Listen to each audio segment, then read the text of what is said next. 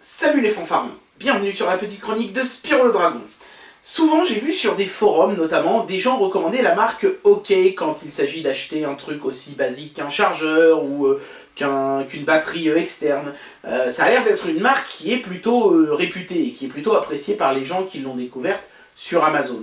Donc forcément quand ces gens-là ont pris contact avec moi et m'ont demandé si ça m'intéressait de tester des objets de chez eux, j'ai dit oui. Ils m'en ont envoyé 5, il y en a 3 qui sont relativement classiques et qu'on va tester aujourd'hui, et il y en a 2 autres qui sont là derrière moi, qui auront chacun droit à une vidéo spécifique parce qu'ils sont un petit peu plus intéressants. Voilà. Non pas que ces objets-là soient pas intéressants, mais ce sont des objets vraiment très communs. Il y a une batterie externe, il y a un chargeur, et il y a une perche à selfie. Alors est-ce que la marque OK mérite réellement l'attention que les gens semblent lui porter? C'est ce que ce test va déterminer maintenant. Bien, et avant de commencer le test de ces 3 objets, donc, je tiens à m'excuser par avance des éventuels reniflements et autres tout sautements que vous allez entendre pendant cette vidéo, mais je suis encore un petit peu malade, alors je vous prie par avance de m'excuser. Voilà, et on va commencer d'abord par le chargeur. Hop, les 2 autres reviendront juste après, parce que le chargeur, voilà, hein, c'est quand même clairement le truc le plus trivial qu'on puisse imaginer quand on possède de la high-tech mobile. On peut pas aller bien loin si on ne recharge pas de temps en temps sa batterie. Donc on a le logo OK, hein, qui est tout simplement écrit dans une police, on dirait du Arial Black, c'est très basique. Donc on nous explique ce que c'est. Donc là c'est un port, c'est un chargeur mural qui dispose de 4 ports USB. Et donc qui a une répétition de la prise murale. Soyez vert avec OK, d'accord, et écoutez, c'est marqué 2 fois de chaque côté. La petite adresse du fabricant, bien sûr, hein, c'est un chinois qui est basé à Shenzhen, comme souvent sur ce genre de produit. Shenzhen, c'est un peu devenu l'usine du monde, vu que c'est juste à côté de Hong Kong, et que forcément, l'attrait économique de Hong Kong profite à cette ville. Bien, alors à l'intérieur de la boîte, on a le chargeur en lui-même, hein, qui est directement posé comme ça, sur une cale en carton. En dessous, on a... c'est pas évident, il faut soulever ce machin-là. En dessous, donc, on a simplement une petite notice. Et c'est tout. J'aurais bien aimé trouver un petit câble micro USB ou USB type C, ou, enfin, je sais pas, un petit quelque chose. Bon, voilà, c'est un petit peu basique comme packaging, mais l'objet ne coûte pas très cher, hein. De toute façon, vous pourrez aller voir, puisque je vais mettre le lien de chaque objet dans la description de la vidéo. Voilà, alors par contre, ce qui est bien, c'est que la notice est multilangue, donc elle est également disponible en français. Je vais vous lire le premier paragraphe. Bonjour, merci d'avoir acheté le OK chargeur secteur 4 ports avec une prise intégrée. Bon, jusqu'ici, ça va. C'est pas du français, un peu scolaire comme français, mais ça va. Veuillez lire attentivement ce manuel et le conserver dans un endroit sûr pour la référence future. Oui, c'est vraiment très scolaire. Si vous avez besoin d'assistance, veuillez contacter notre équipe de soutien avec le numéro de votre modèle et le numéro de commande Amazon. Vous voyez, il marque même Amazon dans la notice, c'est clairement un distributeur qui fonctionne uniquement avec ce site-là. Alors, le chargeur en lui-même, il y a un petit protecteur que je vais enlever. Vous voyez, c'est assez joli, hein. On a du noir brillant dans le bas. Donc, il y a 2 textures différentes de plastique. C'est plutôt chouette. Le plastique craque pas, il est bien costaud. Ça a l'air d'être extrêmement bien ajusté, extrêmement fiable. C'est plutôt pas mal. Ici, il y a un petit orifice qui, j'imagine, est une LED de fonctionnement. Et puis donc, le gros intérêt de ce chargeur, c'est qu'il se branche sur la prise de courant, mais qu'il vous permet de toujours conserver accès à cette fameuse prise. Si vous regardez attentivement, vous verrez que c'est compatible avec les prises de terre françaises, puisqu'il y a l'orifice de ce côté-ci. Il n'y a pas la tige de l'autre côté en revanche, mais ça n'est pas très grave, parce que la terre est de toute façon obtenue grâce à ces petites languettes en haut et en bas, qui viendront faire contact sur les languettes qui se trouvent en haut et en bas des prises de terre. Vous regarderez sur vos prises de terre chez vous, vous verrez qu'il y a toujours ces languettes en haut et en bas, qui sont notamment utilisées, je crois, dans certains pays nordiques. La Suède, le Danemark n'utilisent pas de tige comme nous à l'intérieur de la prise, mais ces 2 petites languettes systématiquement. C'est pas idiot d'ailleurs, parce que ça évite que certains chargeurs un peu gros, certaines prises un peu grosses, soient gênées par la tige qui se trouve à l'intérieur de l'orifice. Voilà, sinon on a 4 prises USB sur le dessous, donc ça vous permettra de charger quand même pas mal d'appareils, et en plus de ça, chacune des prises sort quand même 2,4 ampères, sur un maximum total de 6 ampères. Mais c'est déjà pas mal, hein, c'est déjà pas mal, et vous pourrez quand même charger rapidement vos appareils sans accaparer la prise de courant du couloir et faire râler madame parce qu'elle peut plus brancher son aspirateur. Voilà, et avant que quelqu'un m'accuse d'être misogyne, c'est vrai que c'est ma femme qui passe l'aspirateur chez moi, mais c'est moi qui fais la lessive, donc fermez-la. Et on enquille tout de suite avec le deuxième objet le plus commun, je pense, quand on possède de la technologie mobile, la batterie externe. C'est vrai que les autonomies des appareils sont franchement pas folichonnes, même encore de nos jours, donc c'est toujours intéressant d'avoir une petite batterie externe comme ça pour pouvoir recharger ses appareils sur le pouce. Et la particularité numéro 1 de celle-ci, c'est qu'elle est compatible avec le Quick Charge 3.0 de chez Qualcomm. Donc vous pourrez recharger rapidement votre appareil en dépit du fait que vous n'êtes pas branché à une prise de secteur. On a 5000 mAh, ce qui commence à être plutôt pas mal. Il y a plusieurs petites choses décrites. À chaque fois, ils écrivent un petit peu ce que c'est. Hein. Donc, c'est une batterie, machin truc, légère, etc. Go Green with Hockey, à nouveau, écrit un peu partout. Apparemment, il y aurait plusieurs couleurs disponibles. Et moi, j'ai la couleur noire. Mais vous l'avez aussi en bleu et rose. L'autocollant d'avertissement sur la présence d'une batterie au lithium dans l'appareil. L'adresse du fabricant, encore une fois. Ça s'ouvre exactement de la même manière, hein, avec ce petit volet abattant. Et on tombe exactement de la même manière sur le produit qui est comme ça déposé dans une cale en carton. Donc je vais la poser là et on va y revenir dans un instant. Et cette fois-ci, j'ose espérer qu'il va y avoir des petits câbles. Parce que si une batterie externe sans petits câbles, c'est pas très intéressant. Et je crois que c'est de l'USB type C qu'ils fournissent. Voilà, c'est ça. C'est de l'USB type C qui est fourni. Donc voilà. Si tu veux bien faire le point, voilà. Ce fameux câble qui est réversible, qu'on peut brancher dans les deux sens. Il n'est pas très long le câble, hein, mais c'est normal, hein, c'est souvent le cas sur ces batteries externes. Et puis on retrouve à nouveau cette notice multilangue. Bon, je ne vais pas m'amuser à la relire parce que c'est traduit exactement de la même manière. Mais c'est toujours bien, de toute façon, d'avoir une notice multilangue. La batterie en elle-même, elle arbore un design vraiment très simple. Hein. C'est un cylindre noir avec juste deux petits liserés métalliques de chaque côté pour amener quand même un petit élément distinctif. On a le logo OK de marqué ici et les caractéristiques du produit de marqué là. Donc on a déjà vu que c'était une 5000 mAh. Elle sort 3 ampères. Mais elle est capable de sortir, et c'est quand même assez rare pour être souligné sur une batterie comme ça, du 9 à 12 volts en 1,5 ampères, justement pour la fameuse Quick Charge 3.0 de chez Qualcomm. D'ailleurs, on peut voir le petit logo de la Quick Charge ici, et ici, c'est par là qu'on recharge la batterie. Alors là, il y a un truc que je comprends pas, c'est que ça, c'est du micro USB. Pourquoi me fournir un câble USB type C alors que la batterie, elle est en micro USB? Ça n'a pas de sens. Donc je pense que sur la mienne, il y a eu une petite erreur de packaging. Je ne sais pas si c'est systématique sur toutes les autres, mais en tout cas, sur la mienne, ils se sont trompés de câble. Bon, je ne vais pas commencer à tirer sur l'ambulance, mais c'est bizarre de ne pas fournir le bon câble. Faites gaffe, messieurs de chez OK, ce genre de petites erreurs, ça peut agacer un petit peu le client. Bon, moi je m'en fous, j'en ai plein, hein, des chargeurs comme ça, mais des câbles comme ça, mais bon, voilà, c'est un petit peu spécial. Voilà, donc belle qualité de fabrication, hein, l'objet est entièrement en aluminium brossé, c'est très très chouette.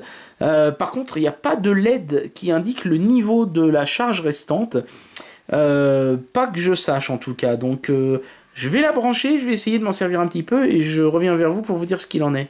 Voilà, donc un branchement plus tard, en fait, il s'avère qu'il y a une LED qui est à peine visible ici et qui s'illumine en vert quand on branche l'élément de charge. Et si j'en crois la notice, en fait, ça n'est pas le nombre de LED qui s'allument qui indique le niveau de charge, comme c'est traditionnellement le cas sur ce genre de petites choses, mais en fait la couleur, c'est-à-dire que quand vous avez moins de 30% de charge, c'est rouge, quand vous avez moins de 70% c'est vert, et quand vous avez moins de 100% c'est bleu. Voilà, donc là je suis quelque part entre 30 et 70%, puisque quand je branche mon truc, ça s'illumine en vert. Voilà, bon pourquoi pas, hein, c'est intéressant, même si moi je trouve que c'est plus facile et plus lisible d'avoir ce système de 4 LED qui indiquent clairement le niveau de charge. Là j'aurais préféré avoir ça. Mais sinon globalement c'est une très belle batterie, et gros point positif bien sûr, c'est cette charge rapide Qualcomm qui sera vraiment pratique, et qui explique je pense la grosse taille de la batterie qui est quand même assez imposante pour une batterie 5000 mAh. Bien, et le dernier objet de ce trio de tests pour aujourd'hui, ça va être donc la perche à selfie, qui est un objet que j'ai tendance à de moins en moins voir autour de moi. En même temps, je traîne pas beaucoup dans les lieux touristiques, c'est peut-être pour ça, mais j'ai quand même l'impression que la perche à selfie, c'est quelque chose qui est un petit peu passé de mode. Enfin bon, ils m'en ont envoyé une, je vais quand même vous la montrer. Elle a quand même l'air sympathique, cette perche à selfie. C'est la première fois, hein, des 3 produits que j'ai enfin un blueprint de ce que j'achète dessiné sur l'emballage, et il y a une pastille verte qui indique ce que c'est, en l'occurrence ici, donc une perche à selfie. Toujours le logo OK, toujours dans la même police de caractère. Selfie Monopod Stix modèle HDP7. Je sais pas s'ils ont 36 modèles de perche à selfie, mais en tout cas il y a une référence. 80 cm de long, ça commence à faire. Hein. Sans jeu de mots graveleux. Et donc apparemment on peut faire pivoter la perche à 270 degrés, ce qui est assez intriguant. Je ne sais pas ce qu'ils entendent par là, mais en tout cas apparemment c'est le degré d'inclinaison du smartphone qui serait extrêmement souple. Je sais pas, on va voir. J'avais testé une perche à selfie de chez Xiaomi qui m'avait plutôt convaincu, donc je sais pas ce que vaudra celle-ci. Elle est Bluetooth, hein, comme celle de Xiaomi, donc elle permet de déclencher les photos à distance sans avoir besoin de brancher un quelconque fil. Mais ne traînons pas plus et observons le contenu de l'emballage. Donc cette fois-ci, ça s'ouvre par le dessus. Voilà. Donc il n'y a pas de câble là-dedans, on dirait. C'est étrange. Ah, il est peut-être dans le sachet. Cette fois-ci, j'ai une petite carte de remerciement et j'imagine de garantie, hein, puisque là, il parle de comment faire pour renvoyer le produit en garantie, voilà. Et puis, donc, toujours le manuel avec toujours plusieurs langues. Nous garantissons ce perche à selfie, ah, petite erreur, d'accord, pendant 18 mois à compter de la date d'achat initiale, patati patata. Bon, c'est toujours traduit en français un peu approximativement, mais au moins, ça a le mérite d'être traduit en français. Alors, la perche à selfie en elle-même, elle est dans cette espèce de sachet avec un petit élastique. Hop là, et voilà le fameux câble qui tombe. Alors cette fois-ci, ils se sont pas trompés, ils m'ont bien mis du micro USB, merci les gars. On a une petite lanière, voilà, toute simple, mais quand même avec un petit système de réglage pour votre poignet, c'est pas mal, avec ce petit bouton à ressort là. Et puis donc la perche à selfie en elle-même, qui est majoritairement noire, à l'exception de la partie supérieure de la perche, qui est totalement orange. Voilà, donc je dis partie supérieure parce que ça tourne comme ça. Alors, qu'est-ce qu'ils ont voulu dire par ce système à 270 degrés, là? Ah, d'accord, il y a des petits cliquetis. Alors ça, c'est vrai que c'est pas mal. Celle de Xiaomi, elle avait pas ça. Ça permet de bien bloquer sur un angle, tac, voilà, et de s'y tenir. Ouais, c'est bien. Comme ça, cranté, tac, on sait exactement à quel angle on est. C'est plutôt bien vu. Et alors donc j'imagine que cette portion-là est sur ressort. Oui, voilà, c'est toujours la même chose. Hein. Donc on a une grosse pièce de caoutchouc noir ici. Toute la partie orange ici est en caoutchouc également. Vous voyez. Et donc on met son smartphone ici. Et c'est comme ça que ça marche. C'est télescopique, bien sûr, donc 80 cm. Alors là, par contre, je trouve que la résistance, quand on la déploie, est un peu faiblarde. Celle de Xiaomi m'inspirait plus confiance. Ça m'a l'air un petit peu flimsy, tout ça. Je pense que si je donne un grand coup sur un mur avec, elle va tout de suite se tordre. Celle de Xiaomi m'avait l'air un petit chouïa plus solide quand même. Par contre, la poignée est plus agréable parce qu'elle est dans une espèce de plastique caoutchouteux, mais vraiment sympa au toucher, un petit peu velours, c'est très agréable. Donc on a le logo OK, un gros bouton A qui sert en fait de déclencheur. Hein. Donc c'est du Bluetooth et on recharge la batterie pour le Bluetooth, donc par en bas ici sur la partie en plastique brillant dans laquelle il y a l'orifice pour venir mettre la lanière. Voilà, bon bah après voilà, hein, c'est une perche à selfie, je vais pas rentrer dans le détail, je vais pas m'amuser à faire un selfie, on l'avait déjà fait avec la perche de chez Xiaomi. L'autonomie, est-ce que ça vaut vraiment le coup de parler de l'autonomie sur ce truc-là? Il y a largement assez d'autonomie pour prendre des clichés pendant des heures. Donc voilà, après vous la rechargez le soir et puis voilà, vous ne serez jamais en panne de batterie à moins d'avoir oublié pendant 3 semaines de la recharger quoi. Donc perche à selfie, plutôt sympa, bien construite, voilà, mais qui n'a rien d'extraordinaire non plus, si ce n'est ce petit système à cliquer que quand même je trouve assez appréciable. Et bien voilà, c'était le test de ces 3 petits objets de la marque OK, une marque donc que vous pouvez acquérir sur le site Amazon. Alors vous avez remarqué que je suis pas rentré dans le détail de ces objets, hein, je les ai pas branchés à des smartphones ou des choses comme ça, bah tout simplement parce que vous savez comment ça marche un chargeur, vous savez comment ça marche une batterie, vous savez comment ça marche une perche à selfie, c'était pas tellement ça le but de la vidéo.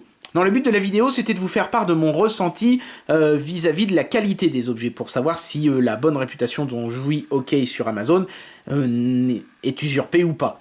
Et ça, évidemment, c'est pas facile de vous le transmettre à travers l'image d'une caméra, mais je peux vous en parler en revanche, et je vais tout de suite mettre fin au suspense. Oui, oui, les produits de la marque OK me semblent être d'excellente qualité. Chacun de ces trois produits avait en main un excellent feeling, la qualité de construction était au top, les finitions étaient vraiment très bonnes. On avait vraiment en face de nous des produits beaux, simple, efficace, costaud et pas cher. Donc oui, je pense qu'on peut sans aucun problème dire que la marque OK mérite la très bonne réputation dont elle jouit sur Amazon. Et bien voilà, c'était le test de ces trois objets de chez OK, objets sur lesquels je suis passé rapidement puisque je réserve les tests un petit peu plus conséquents pour les deux autres objets qui sont là derrière moi. J'espère que cette vidéo vous aura plu malgré tout, et moi je vous dis à très bientôt pour un prochain test. Allez, tchuss!